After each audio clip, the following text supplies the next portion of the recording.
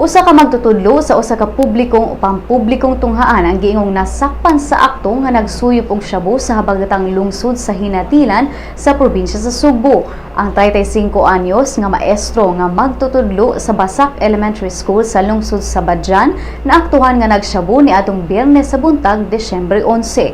Sa gipahigayong operasyon sa kapulisan, nakita nila ang maestro nga adunay gihingos gikan sa usa ka pipe samtang naglingkod sa kawayan. Matod sa pulis nga nagpositibo sa shabu ang pipe nga gigamit sa maestro sa pagsuyop og shabu base sa resulta sa eksaminasyon nga gipahigayon sa Philippine National Police Crime Laboratory. Ang magtutudlo adunay klase ni atong Biyernes apan naka-leave kini ni adtong higayuna. Matod sa Executive Director sa Cebu Provincial Anti-Drug Abuse Council kon CPA-DAC nga si Joey Herrera nagubikan sa pagkalambigit og mga maestro sa ilegal nga drogas, nakita niya nga panginahanglanon o gikinahanglan nga masugdan ang pag-drug test sa mga magtutudlo sa pampublikong tunghaan.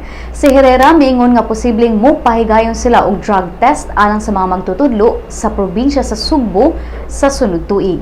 Gibutyag ni Herrera nga unom ka mga magtutudlo ang anaa sa listahan sa CPA-DAC nga giingong tiggamitan og ginadili nga drogas apan nagdumili kini og hatag og impormasyon kalabot sa unom ka mga magtutudlo.